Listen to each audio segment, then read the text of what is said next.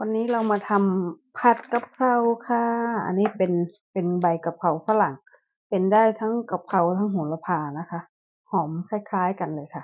อันนี้หมูสับนะคะนี่เครื่องของเรา เปิดที่ดูดอากาศก่อนใส่ลงไปค่ะ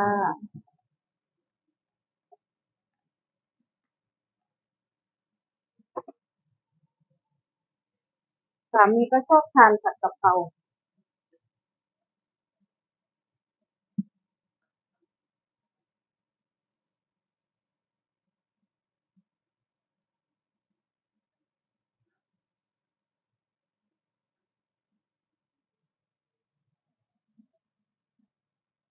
เราก็มาเอา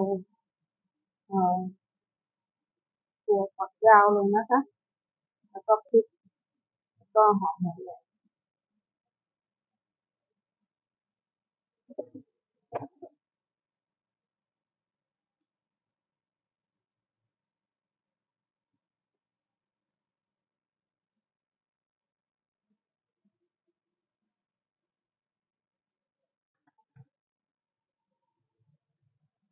เอาน้ำลง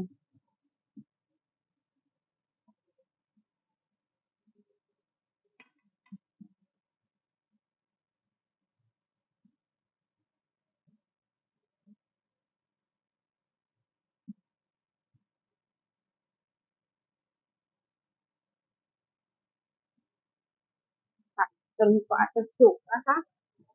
น้ำมันหอยแล้วก็ซีอิ๊วขาว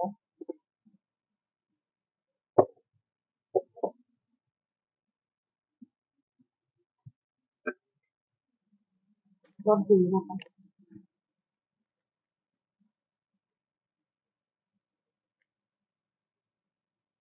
แล้วก็เราจะตามด้วย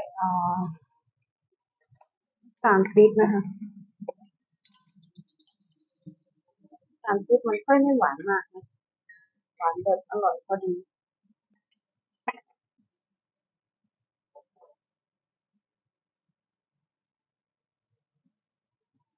ใส่กะเพราลงนะคะจะเสร็จแล้วค่ะ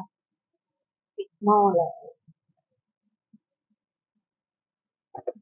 ปิดไฟไว้ก่อนเพราะว่ามันร้อนอยู่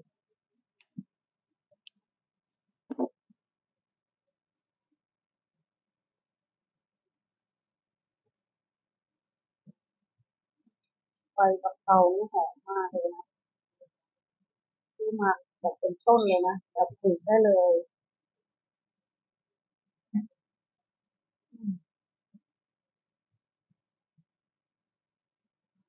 เสร็จเรียบร้อยค่ะ